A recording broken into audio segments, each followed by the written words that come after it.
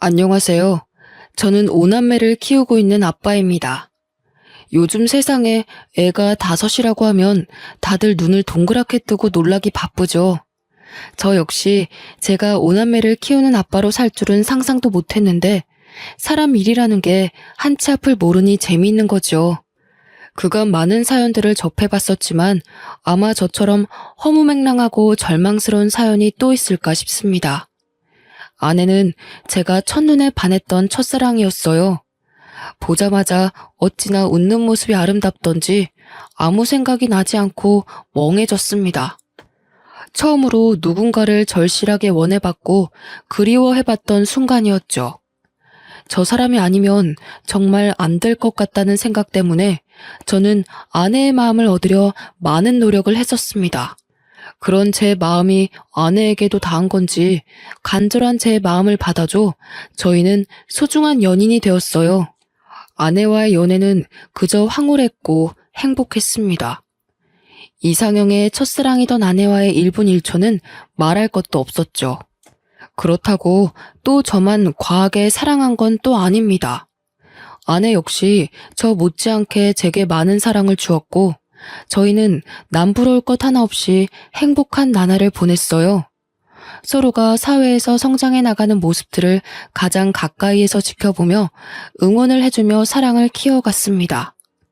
긴 시간을 함께하던 끝에 저희는 결혼을 했고 첫사랑과의 결혼이라는 타이틀에 많은 이들의 부러움을 사게 되었죠.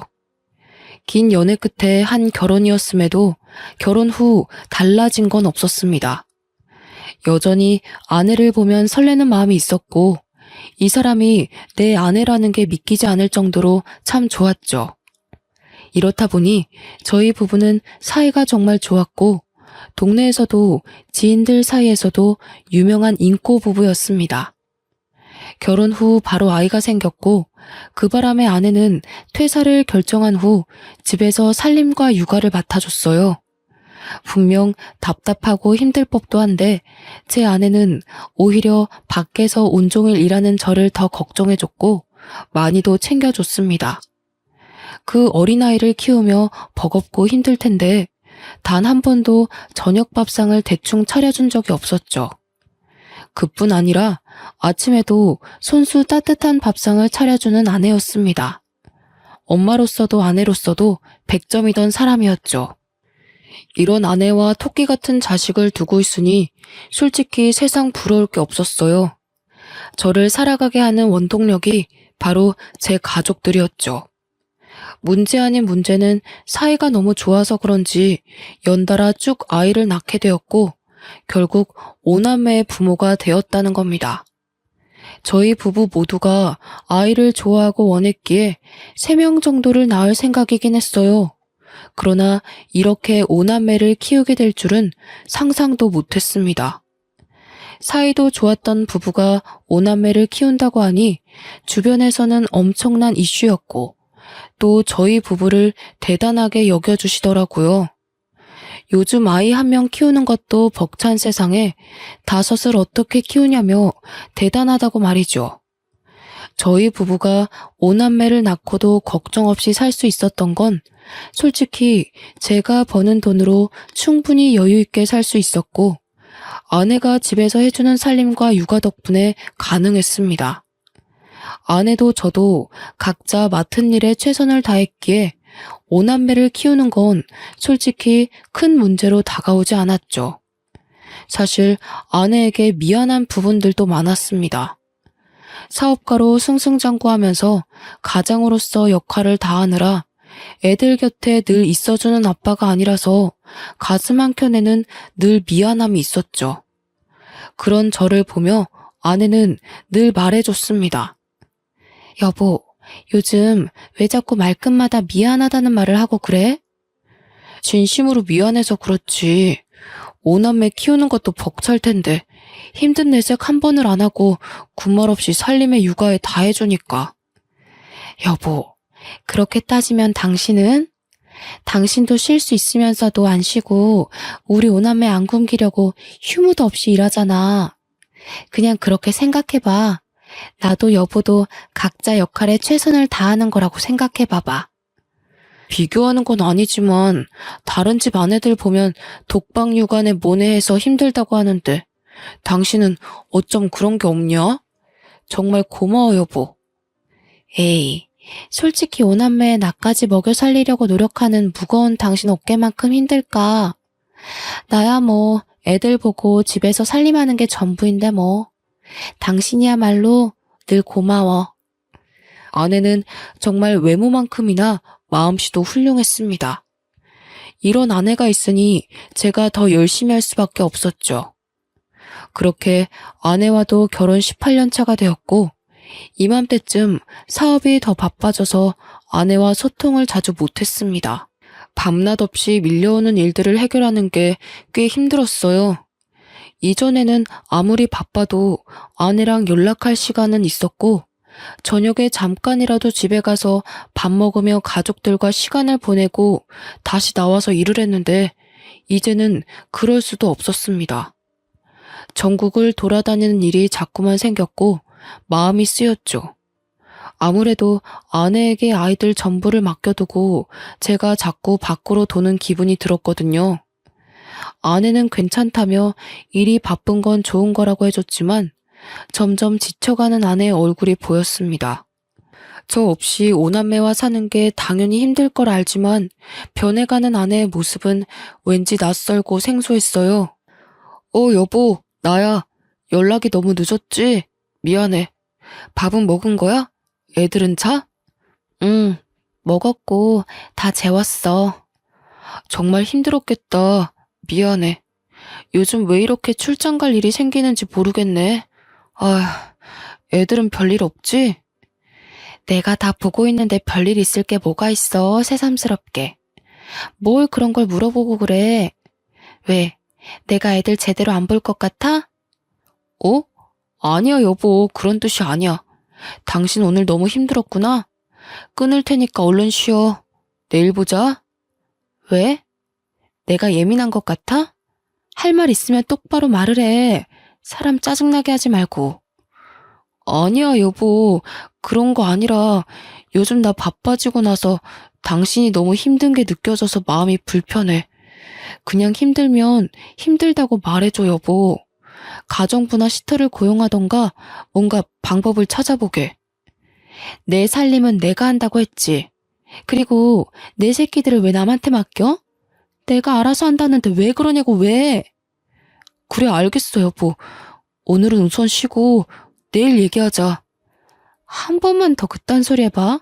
가만 안 둘 거야. 아내는 확실히 변했습니다.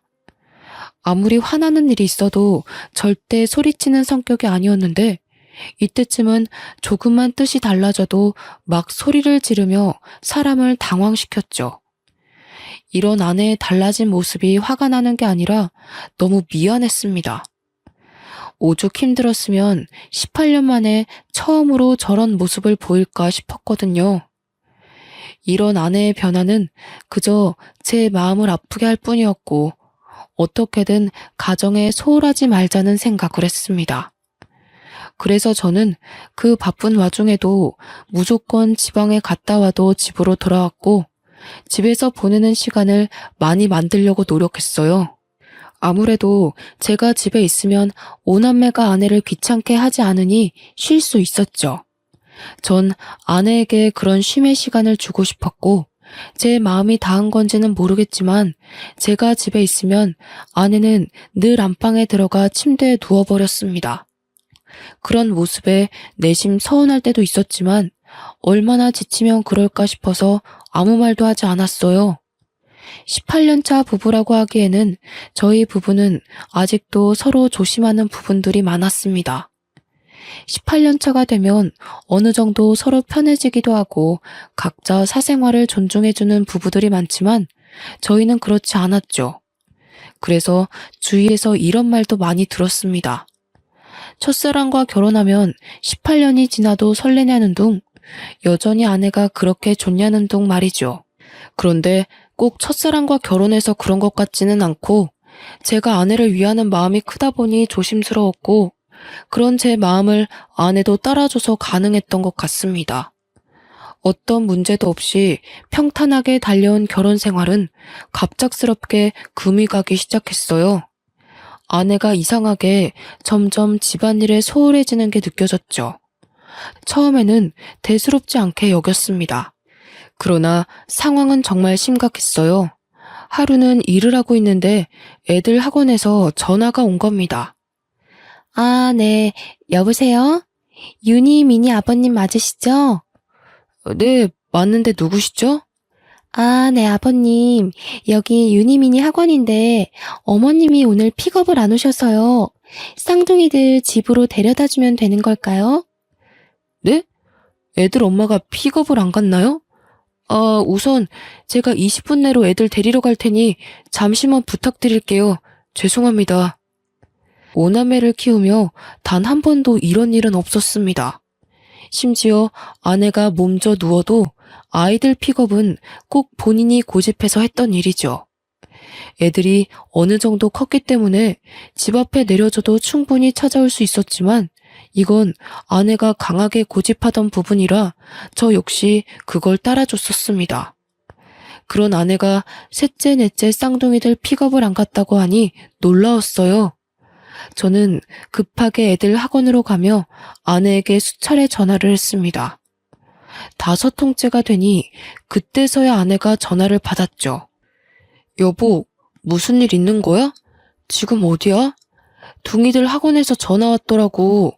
그래서 급하게 내가 픽업 가고 있어, 지금. 아, 그럼 해결됐잖아. 왜 전화를 그렇게까지 해? 당신 의처증 있어? 뭐? 뭐라고 한 거야, 지금? 의처증이라니. 당신이 한 번도 이런 적이 없는데 전화도 안 받으니 놀랄 수밖에 없잖아. 내가 애야? 애도 아닌데 뭘 그렇게 걱정을 하는데. 나한테 집착 좀 하지 마. 숨 막혀 죽겠으니까. 당신 정말 말을 그렇게밖에 못해? 어떻게 그럴 수 있어? 그 짧은 시간 동안 내가 얼마나 걱정했는 줄 알아? 알겠다고. 근데 가고 있다며. 근데 어쩌라고. 뭐? 당신 정말 요즘 왜 그래? 힘든 게 있으면 말을 하라고 했잖아. 당신이 말하면 내가 안 들어주는 것도 아닌데 왜 자꾸 삐딱하게 나오는 거야? 아, 됐어. 그냥 나도 좀 놀고 싶고 쉬고 싶어서 그래. 됐니? 그냥 냅둬. 내가 알아서 할 테니까. 그런 무책임한 소리가 어디 있어. 당신이 놀고 싶고 쉬고 싶으면 애들 케어를 누가 해? 그러니까 내가 애들 시터 고용해서 맡기자고 했는데 그것도 싫다며. 그래놓고 애들 내팽개치고 놀고 싶다는 말이 나와? 더 할 말 없으니 그만 좀 떽떽거려. 짜증나 죽겠네. 이날은 결혼 생활 중 가장 잊을 수 없는 날로 기억되었습니다. 한 번도 못 본 아내의 여러 모습을 봤던 날이었죠. 급한 대로 애들을 픽업해 집으로 간 후 저는 생각이 많아졌습니다. 그제서야 바빠서 제대로 직면하지 못했던 집안 꼴이 보였어요. 늘 아이들 먹거리와 간식거리, 그리고 밑반찬으로 가득 차 있던 냉장고는 텅텅 비다 못해 음료수와 인스턴트로만 가득 차 있더군요. 그뿐 아니라 집안 상태는 엉망이었고 설거지는 가득했습니다. 그걸 하나하나 치우며 가까이에서 보니 집안 상태는 최악이었어요. 여기서 제가 충격을 받은 건 아이들끼리 하는 대화를 듣고였습니다. 첫째와 둘째는 고등학생, 중학생이라서 본인들 의견을 확실하게 말하고 표현할 수 있는 나이였죠. 야, 최솔, 너 어제 엄마랑 이야기해봤어? 아니, 해보려고 했는데 엄마가 집에 안 왔잖아. 오빠, 그냥 내 생각에는 아빠한테 말하는 게 좋을 것 같아. 솔직히 지금 이 상황을 좀 봐봐. 이건 아니잖아. 나도 아빠한테 말하고 싶은데 엄마랑 아빠 대판 싸울까봐 그렇지. 아, 모르겠다. 진짜 엄마 요즘 왜 그럴까? 내가 친구한테 말했는데 자기네 엄마랑 아빠도 이러다가 이혼했대. 엄마가 바람핀 거 걸려서. 야, 최솔, 말 함부로 하지 마. 네 친구네 집이랑 우리 집이랑 같아? 엄마는 그냥 잠깐 방황하시는 거겠지. 엄마가 그럴 사람이냐? 아니, 솔직히 난 이상한 게 한두 가지가 아니야. 오빠는 남자라서 잘 모르겠지만 뭔가 동생들도 다 뭔가 아니야, 됐다. 첫째와 둘째의 대화는 머리를 한 대 얻어맞은 것처럼 충격적으로 다가왔습니다. 순간적으로 애들 방문을 확 열고 들어가 무슨 말이냐고 물어볼까 싶었지만 전 그러지 않았어요. 제 머릿속이 너무 복잡해서 이것들을 정리할 시간이 필요했죠. 생각해보니 아내는 단 한 번도 본인 입장을 내세워 본 적이 없었습니다. 늘 제가 원하는 대로 하려고 했고 아이들이 원하는 대로 살았던 사람이었죠. 그런 사람이 갑자기 이렇게 돌변한 건 단순한 이유는 아니겠다 싶었고 전 생각에 잠겨버렸습니다. 어쩌면 아내가 저에 대한 마음이 식어버려 더는 결혼 생활을 유지하고 싶지 않을 수 있겠다는 극한의 상황까지 가버렸죠. 하지만 멍청하게도 저는 아내에 대한 마음이 변한 게 하나 없었고 아내가 저렇게 된 게 전부 제 탓 같았습니다. 마음이 아프고 머릿속이 혼란스러웠어도 저는 오남매의 아빠이니 일을 해야 했습니다. 복잡한 심경은 잠시 뒤로 하고 다시 일에 집중하며 살았어요. 여전히 아내는 밖으로 돌았고 첫째와 둘째가 막내까지 돌보고 있다는 사실을 알게 되었습니다. 결국 아내의 의견을 듣지 않고 가사 도우미와 베이비시터를 고용해 아이들을 맡겼죠. 아내에게 대체 왜 그러냐고 따져 묻고 싶어도 너무 바빠서 그럴 시간도 없었고 아내랑 마주할 시간도 없었어요. 분명 아내도 베이비시터와 가사 도우미를 고용한 걸 알 텐데 제게 아무 말도 하지 않는 걸 보고 절망했습니다. 이제 정말 걷잡을 수 없을 정도로 아내와 멀어진 기분이 들었죠. 조금만 지나면 제가 숨 쉴 틈이 생기니 그때가 되면 아내에게 대체 왜 그러냐고 물어보려던 참이었어요. 그러던 어느 날 첫째에게 연락 한 통을 받았고 모든 게 무너지는 기분이었습니다. 다급하게 통곡을 하며 전화가 왔고 그 전화 내용은 셋째가 교통사고가 났다는 연락이었죠. 놀란 마음에 엄마는 어디 있는지 물어볼 새도 없이 전 곧장 병원 응급실로 향했습니다. 그렇게 도착해보니 첫째와 둘째가 울며 의식 없는 셋째 곁을 지키고 있었고 병원 관계자들은 저를 보며 보호자가 맞냐고 묻는데 정말 하늘이 무너지는 기분이었어요. 셋째가 사고가 났는데 보호자인 애엄마가 연락 두절이라 애들이 이러지도 저러지도 못했더라고요. 제게도 물론 전화를 했으나 전 회의 중이라 아예 받지도 못했습니다. 그 긴 시간 동안 애들끼리 얼마나 무섭고 불안했을지 또 셋째는 얼마나 아팠을지 생각하면 가슴이 찢어지는 기분이었죠. 정신이 없었지만 차근차근 해결해 나가려 정신을 딱 붙잡았습니다. 그런데 또 충격적인 얘기를 들어야 했어요. 보호자분, 환자분과 보호자분 수혈 적합검사를 실시해보았는데 수혈 자체가 불가능하세요. 지금 환자분 혈액 수치가 너무 떨어져서 B형의 혈액을 구해서 응급수혈 해야 되거든요. 여기 보호자가 수혈 동의서 작성해 주셔야 되세요. 네? 왜 수혈 검사가 안 되는 거죠? 아니, B형이요? 제가 윤이랑 혈액형이 같은데 무슨 말씀이세요? 윤이 A형 아닌가요? 네? 아니에요. 방금 검사실에서 연락받았는데 최윤님 B형이라고 확인받았습니다. 혹시 A형으로 알고 계셨어요?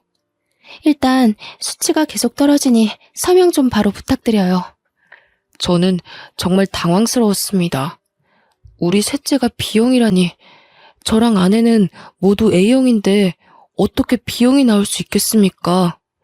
그제서야 셋째가 저와 닮은 구석이 없는 게 눈에 보이더라고요. 그러나 아내는 닮은 구석이 있기도 했고 오남매가 각자 다르게 생겼으니 그럴 수 있겠지 생각하며 살았습니다. 외적으로는 닮은 게 없었지만 살다 보니 뭔가 저랑 비슷한 구석들이 보였거든요. 아니, 더 정확하게는 애초에 친자가 아닐 거라는 의심을 해본 적이 없었죠. 셋째와 저의 유전자 검사를 진행하는 과정에서 혹시나 하는 마음에 오남매 전부 친자 검사를 실시했습니다. 사실 두려웠어요. 이미 셋째는 제 친자가 아닌 걸 알게 되었고, 셋째가 쌍둥이니까 넷째도 친자가 아니라는 소리였죠. 그런데 혹시라도 오남매 중 한 명도 내 핏줄이 없다면 이 상황을 어떻게 헤쳐나가야 할지 모르겠더라고요. 그리고 대체 아내가 왜 이런 짓을 한 건지 납득할 수 없었습니다.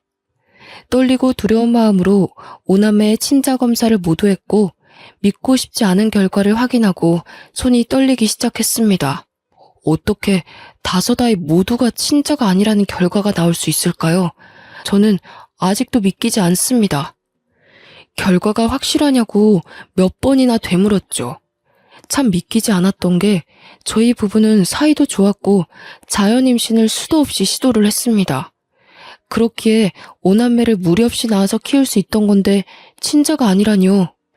여태 자연 임신을 시도했던 건 대체 뭔가 싶었고 저는 혼란 속에 비뇨기과로 향했습니다. 말을 꺼내기도 어이가 없고 수치스러웠지만 정확히 알아야 했어요. 그러자 의사는 제게 놀라운 말을 해줬죠. 최준호 씨, 혹시 모르셨던 건가요? 네? 제가 뭐를 몰라요? 그냥 말씀해 주세요. 아니, 최준호 씨 무정자증이신데 오남매를 키우신다고요? 그럴 수가 없거든요. 네? 제가 무정자증이라고요? 그럼 자연임신을 수차례 시도했어도 애초에 불가능이었다는 거죠? 그렇죠. 무정자증이셔서 애초에 아이를 갖는 건 무리신데. 아무래도 아이들 친자 검사를 해보는 게 좋으시겠네요. 말을 하면서도 제 마음이 무겁네요. 놀랍게도 저는 아이를 가질 수 없는 무정자증이었습니다. 애초에 자연임신을 그렇게 시도했어도 불가능했던 거였죠. 의사의 말을 듣고 나니 모든 퍼즐들이 하나씩 맞춰지기 시작했습니다. 동시에 아내에 대한 증오스러운 마음이 점점 커지기 시작했고 왜 제게 이런 일까지 벌였는지 이유가 알고 싶었어요. 아내를 만나러 가기 전 생각을 정리할 시간이 필요했습니다. 그래서 부부 상담사로 일하고 있는 친한 지인을 찾아가서 그간 있던 일들을 모두 실토했죠. 나 무정자증이래. 그리고 우리 오남매 전부 내 친자가 아니라더라. 이번에 셋째 교통사고 나서 수혈을 해야 했거든. 그래서 내 피 주려고 병원에 말했더니 친아빠가 맞냐고 하더라. 혈액형이 다르다고. 참. 뭐야? 너 이거 사실이야? 친자 검사를 해본 거야? 5명 전부 해봤더니 오남매 전부 내 친자가 아니래. 나는 지금 이것도 충격이지만 대체 그 사람이 왜 나한테 그랬는지 너무 알고 싶어. 나는 몰랐어도 본인은 알았을 거 아니야. 그런데 어떻게 18년을 감쪽같이 속이고 살았을까? 이건 보통 일이 아닌데? 너 괜찮냐? 하도 어이가 없고 충격적이라서 눈물도 안 나온다. 그냥 집사람이랑 대면을 해야 하는데 그 입에서 무슨 말이 나올까 무서워. 나랑 결혼 생활을 하는 내내 외도를 했다는 거잖아. 맞지? 준호야, 내 말 잘 들어. 우선 너 정신 똑바로 차려야 해. 알겠지?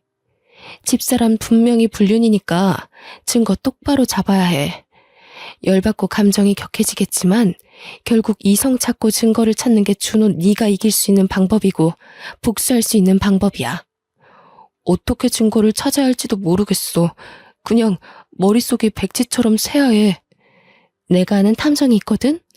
내 지인인데 정말 합법적으로 증거 잘 찾아주니까 그쪽 도움 받아봐. 내가 말해둘게. 알겠지? 혼란스러워 아무 생각도 할 수 없었던 저였지만 지인의 도움으로 조금씩 자리를 잡아가게 되었습니다. 아내에게 왜 그랬냐고 당장이라도 따져묻고 싶었지만 지인과 대화를 해보니 증거를 찾는 게 우선이라는 생각이 들었죠. 그래서 열받고 분하지만 증거를 찾을 때까지는 입을 다물고 있기로 했어요. 솔직히 많은 생각이 들었습니다. 오남매 모두 아빠가 다른 건지 아니면 다 같은 아빠인 건지 이것조차 알 수 없는 상황이니 미치고 팔짝 뛸 노릇이었죠. 그렇게 하루하루를 애타며 그 결과를 기다렸고 드디어 아내의 화려한 비밀을 알게 되었습니다. 아마 제 사연을 읽는 분들도 많이 놀라실 텐데 차분히 말해볼게요. 아내에게 상간남은 총 4명이었습니다. 여기서 멈추지 않았던 충격은 이 4명의 상간남들이 전부 저희 집 맞은편 아파트에 살고 있었죠. 결국 애 5을 키우는 애엄마가 한 동네에서 5살림을 하고 있었다는 말인데 전 정말 쓰러질 뻔했습니다. 얼마나 간이 크면 어떻게 이런 짓까지 할 수 있었을까요? 더군다나 애들과 같이 사는 이 동네에서 그러고 싶었을까요? 증거를 찾아다 주신 탐정이 제게 이런 말을 했습니다. 제가 탐정일 10여 년 동안 하면서 이렇게 미친 여자는 처음 봅니다. 애엄마가 집 앞에서 5살림을 차린 건 진짜 처음 봐서 제가 며칠 내내 주의 깊게 본 거였거든요. 제가 착각했을까 봐요. 정말 5살림 맞나요? 증거를 받긴 했는데 아니 상식적으로 믿기지가 않아서요. 별꼴 다 보는 저도 황당한데 얼마나 놀라셨겠어요. 다른 거 다 필요 없고 얼른 이 증거로 상간남 소송 싹 다 해버리고 이혼하세요. 저 여자는 고쳤을 것도 없어 보입니다. 본인의 일이 저렇게 불륜 저지르는 사람들 증거를 찾아주는 일이지만 이런 수준은 처음 봤다며 많이 놀라더군요. 그 놀라는 모습을 보고 있자니 제가 더 마음이 불편했습니다. 탐정이 힘들게 찾아준 4명의 상간남 머리카락을 저희 자식들과 친자 검사를 실시했습니다. 어이가 없어서 말이 나오지도 않았어요. 이 상간남들이 전부 우리 5남매 친부들인데 하나같이 모두 화려하더군요. 첫째 아들의 친부는 우리 집 앞집에 살고 있던 노총각이었죠. 앞집에 사는 사람이라 한두 번 마주친 게 아니라 더 소름 끼쳤습니다. 심지어 우리 첫째랑도 마주친 적도 있었고 놀이터에서 노는 저희를 보며 애가 참 잘생겼다고 놀아준 적도 있었어요. 지금 와서 생각해보면 저랑 애만 빼고 둘은 아주 스릴 넘치는 짓거리를 하며 그 더러운 관계를 유지했더라고요. 첫째 친부의 정체를 알고 나자 온몸에 힘이 빠졌지만 아직도 들을 상간남들이 너무 많이 남아서 멍하니 들었습니다. 둘째 딸아이는 우리 집 윗윗집에 살고 있는 60대 유부남이라고 하더군요. 이 집은 제가 또 잘 알아서 눈물이 날 것 같았습니다. 60대 부부가 참 열정이 넘쳤고 자주 마주치게 되어 저희 집에서도 그 집에서도 함께 술자리를 자주 가졌었죠. 제가 형님, 형수님 하며 깍듯하게 대했고 서로 참 잘 지냈는데 어떻게 이런 일이 생길 수 있는 건지 모르겠더라고요. 심지어 아내가 둘째 임신했을 때 그 형님과 형수님이 저 대신 아내를 잘 챙겨주셔서 비싼 선물도 자주 해드렸었습니다. 그런데 지금 와서 보니 형님은 지혜를 임신한 아내를 챙겼던 거였죠. 저와 형수님을 제대로 기만한 거였습니다. 세상에 믿을 사람 하나도 없다지만 어떻게 이런 일이 있을 수 있을까요? 저는 둘째 친부의 정체를 듣고 참았던 눈물이 쏟아졌고 멘탈이 무너졌습니다. 더는 버틸 수 없었고 듣고 싶지도 않았죠. 그러나 너무 야속하게도 들어야 했고 알아야 했습니다. 셋째, 넷째, 우리 쌍둥이들 친부는 맞은편 아파트에 살고 있는 20대 건장한 청년인데 아마 눈마저 어떻게 불륜을 저지르다 애가 생긴 것 같았습니다. 그러다 관계가 유지가 되었던 것 같았죠. 이쯤 되니 아내의 능력에 무한한 박수라도 쳐주고 싶더군요. 마지막 우리 막내 친부는 아파트 헬스장에서 만난 30대의 몸 좋은 트레이너였는데 이건 제가 이어준 사이 같아서 절망했네요. 아내가 체력적으로 많이 힘들어하고 애들 보느라 답답해하는 게 마음이 불편해서 아파트 상가에 있는 헬스장이라도 가라고 돈까지 쥐어줬거든요. 가기 싫다는 아내에게 꼭 가서 운동하라며 다그쳤죠. 아내가 우울증이 올까봐 어디라도 나가서 조금 움직였으면 하는 마음이었는데 거기서 트레이너랑 눈이 맞아 막내가 태어날 줄은 몰랐죠. 노총각의 60대 유부남에 20대 청년에 30대 트레이너까지. 한 동네에서 이렇게 바람을 피는 것도 아주 대단하다 싶었습니다. 능력이 아주 좋은 거겠죠? 저는 자리를 깔아줘도 못할 것 같았거든요. 눈이 확 뒤집혔고 충격을 너무 많이 받아서 말도 제대로 못하고 있었는데 아내가 집으로 왔습니다. 한동안 외박도 말없이 하고 집안일은 아예 손을 떼버렸고 애들도 제대로 보지 않았죠. 아내가 오면 다툴 게 뻔했고 이 놀라운 사실을 애들이 듣기는 원치 않았습니다. 혹시 몰라 이웃집에 나눠서 애들을 맡겨뒀고 불 꺼진 집에 조용히 앉아있으니 아내가 놀라서 먼저 말을 하더군요. 아, 깜짝아. 뭐야, 집에 있으면서 인기척도 안 내고 불은 왜 다 끄고 있어? 애들은? 이게 뭐냐? 당신 눈으로 직접 봐봐. 아주 재밌던데? 뭐야? 당신, 나 미행이라도 한 거야? 어떻게 이 사진들이 다... 내가 시간이 남아 돌아? 이딴 더러운 짓 하는 아내 미행이나 하고 다니게? 너 정말 화려하더라. 너무 더러워서 말도 못 꺼내겠다. 노총각의 60대 유부남의 20대 남자의 30대 트레이너까지. 당신 대단하더라. 여보, 그게 내가 다 설명할 테니까 기회를 줘. 응? 무슨 설명이 필요해. 애 5을 낳은 엄마가 한 동네에서 5살림을 하고 있었는데. 안 그래? 나 하나만 좀 물어보자. 나한테 대체 왜 그런 거냐? 내가 당신을 좋아해주니까 만만했어? 난 좀 머저리 같으니까 남편으로 두고 당신은 욕구 풀고 다닌 거야? 여보, 정말 그런 거 아니야. 웃기지 마. 뭐가 아닌데 대체.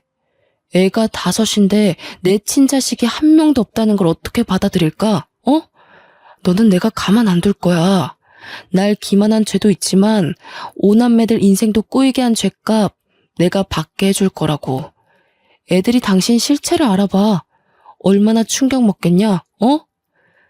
나도 애들이 누구 애인지 몰랐다고. 한두 명이어야 나도 계산하지. 한 명도 당신 친자가 없는 건 나도 몰랐다고. 아, 물론 섞인 건 알았지만 진짜 몰랐다고 나도. 미친 소리 하고 있네. 당신이 사람이냐? 짐승이지. 입이라도 다물고 있어. 추하다 당신. 아내와 대화를 했지만 역시 말 같지도 않은 소리를 하며 저를 더 열받게 했습니다. 애들 아빠가 섞인 건 알았지만 누가 누구 아이인 줄 몰랐다는 말을 듣고 충격을 받을 수밖에 없었죠. 거기다가 친자가 하나도 없을 줄 몰랐다는 말에 전 기함을 토했습니다. 더는 아내를 상대하고 싶지도 않았고 저는 정신을 바짝 차리고 아내에게 복수를 했어요. 저렇게 개념 없는 아내에게도 약점이란 게 있었습니다. 바로 교수인 장인과 교감인 장모였죠. 워낙에 엄격하신 분들이라 이 사실을 알면 제가 뭘 하지 않아도 난리가 날 걸 알고 있었고 그걸 노렸어요. 장인 장모님께 드릴 말씀이 있어서요. 거두절미하고 이 사진들 좀 보세요. 자네 지금 이게 뭐 하는 겐가? 갑자기 찾아와서 무슨 이런 흉측한 사진들을. 이거 지금 우리 아영이가 맞나? 어? 바른 대로 말해보게. 네, 맞습니다. 저희 동네에서 5살림을 하고 있었더라고요. 우리 첫째 아빠는 앞집 총각이고 둘째 아빠는 윗윗집 60대 유부남입니다. 그리고 둥이들 아빠는 맞은편 아파트 20대 남자고 막내는 아파트 헬스장 30대 트레이너예요. 한마디로 제 자식은 하나도 없다는 말입니다. 뭐야? 이게 사실인가 자네? 네, 사실이죠. 곧 그 사람도 올 겁니다. 제가 미리 선수 쳐서 온 거예요. 제가 이걸 보여주니 미안하다고 비는 것도 아니라 뭐라는 줄 아세요? 애들이 섞여 있는 줄은 알았지만 누가 누구애인지는 몰랐다고 하던데요. 심지어 제 친자식이 아예 없을 줄은 몰랐다고 변명까지 했습니다. 이런 망할 것 같으니라고. 당신 뭐해? 당장 전화해서 집으로 튀어오라고 해. 안 그래도 전화 중이에요. 모든 얘기를 듣고 증거들을 본 장인 장모는 난리도 아니셨죠. 교육자 집안에 이런 오점은 있을 수 없다며 아내를 호적에서 파내고 쫓아냈습니다. 아내가 와서 빌고 또 빌었지만 어느 정도 수준이 돼야 용서도 해주는 것이라며 이 정도 수준은 용서조차 구하는 것이 잘못이라고 하셨죠. 역시 제가 본 장인 장모님답게 팔이 안으로 굽지 않고 현명하게 대처를 해주셨어요. 장인 장모의 돈이 없으면 갯불도 없는 아내이기에 아내는 빌고 또 빌어야 했습니다. 그럼에도 불구하고 장인 장모는 아예 아내를 쳐내버렸고 저 역시 법적 대응을 시작했죠. 이 시간이 제게 너무 힘든 시간이었는데 장인 장모가 수없이 찾아와 사죄했습니다. 아내를 잘못 키웠다며 너무 미안하다고, 사위 인생 박살내서 면목이 없다며 참 마음이 아플 정도로 우셨습니다. 아내가 정신을 못 차리니 두 분이 부모인 죄로 대신해서 사죄를 하고 싶다고 하셨죠. 사실 두 분 잘못이 뭐가 있겠습니까? 저 역시 두 분께는 악감정은 없었기에 그만하셔도 괜찮다고 늘 말을 했습니다. 아내와 법적으로 다투던 것들이 이혼뿐 아니라 많고 다양한 상간남 소송을 전부 하고 있었고 양육권 문제도 있었죠. 사실 제 친자는 하나도 없는 우리 오남매는 아내가 키우는 게 맞긴 합니다. 그러나 저런 능력도 없는 아내에게 오남매를 보내고 싶지 않았어요. 애들 미래가 어떻게 될지 뻔히 보였습니다. 거기다 아무렴 키운 정이 있고 내 새끼들로 여태 키웠는데 친자가 아니라고 해도 도저히 오남매를 버릴 수는 없었습니다. 그래서 제가 오남매를 키우기로 했고 법정에서도 경제적 능력이 있는 제 손을 들어줬습니다. 여기서 오남매의 의견도 물어봤는데 어느 정도 사실을 알게 된 오남매 모두가 저와 함께 살고 싶다고 의견을 냈죠. 긴 싸움 끝에 아내에겐 위자료를 받고 이혼을 끝냈고 상간남 소송도 전부 승소해 위자료를 아주 두둑하게 챙겼습니다.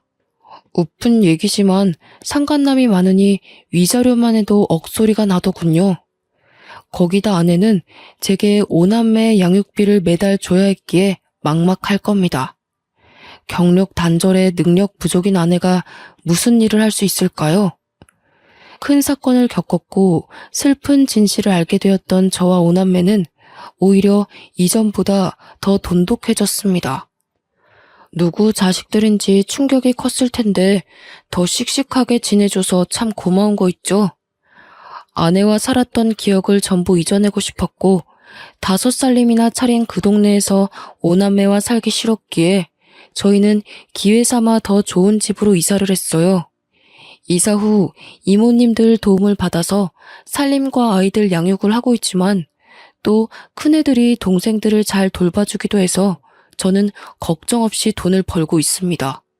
그리고 끝까지 사죄하시던 장인 장모님이 아내는 버렸지만 오남매와 저를 놓지는 못하셨어요. 제가 일이 바쁜 것도 알고 오남매를 엄마 없이 키우려면 얼마나 신경을 많이 써야 하는지 아셨기에 따뜻한 손길을 내밀어 주셨습니다. 간혹 이모님들이 사정이 있거나 하면 두 분이 오셔서 오남매를 봐주시기도 하고 오남매 각자에게 통장도 지어주시고 노력을 많이 하고 계세요. 처음에는 아예 연을 끊어버리고 싶었으나 두 분에게는 애틋한 손주들이라 그럴 권리는 없다고 판단해서 아내와 절대 접촉하지 않는 조건으로 허락을 했습니다. 이렇게 오남매와 새로운 터에 자리를 잡고 다시 여유가 생기니 문득 전처가 어떻게 지내는지 궁금하더군요. 그런데 아내의 소식을 윗윗집에 살던 형수님께 들었습니다. 제가 상간남 소송을 하면서 유부남이었던 둘째 친분에도 풍비박산이 났거든요. 형수님과 함께 서로 울면서 참 고통을 겪어냈었는데 1년이 지나고 전화 한 통이 왔었죠. 잘 지내고 있지? 애들도 괜찮고? 너도 괜찮은 거지? 네, 저희는 이제 안정을 되찾았어요. 그나저나 형수님은 괜찮으세요? 나는 거기 싹 정리하고 이혼하고 위자료 두둑하게 챙겨서 공기 좋은 곳에서 조용히 살고 있어. 다음에 애들 데리고 놀러와. 쉬고 싶을 때. 잘하셨어요. 너무 충격받으셨을 텐데 형수님도 마음 놓고 편하게 사세요. 다음에 꼭 놀러 갈 테니까 그때까지 건강하셔야 해요. 참, 애들 엄마 소식 들었거든. 여기 살림 차린 상간남들 전부 버렸다고 하더라. 상간남 소송하면서 직장에 소문나서 잘린 사람도 있었고, 우리처럼 이혼한 집도 있고 뭐 그래서 그런지 하나같이 다 버렸다고 하더라고. 아, 그래요? 그거 참 잘 됐네요. 쌤통이네요. 더 쌤통은 친정에서도 버림받았잖아. 그래서 지금 오갈 곳도 없고 돈도 없어서 숙식 제공해주는 식당에서 설거지하고 뭐 그런가 봐. 5살림하며 화려하게 살던 게 아주 꼴 좋더라. 우연히 들은 전처의 소식은 한편으로는 불쌍하면서도 쌤통이었습니다. 그러게 조용히 잘 살지 왜 그렇게 무모한 짓을 해서 팔자에도 없는 고생을 하며 살까 싶었죠. 저는 지금도 앞으로도 오남매만을 위해 살 겁니다. 주변에서는 그렇게까지 왜 책임을 지냐고 하지만 누가 뭐라고 해도 제 자식들이거든요. 제 사연을 끝까지 봐주신 분들도 왜 친자가 아닌데 키우냐는 말보다는 오남매와 제 앞날을 응원해 주시길 바랄게요. 긴 사연 들어주셔 감사드리고 돌다리도 두들겨 보고 건너자고요, 우리.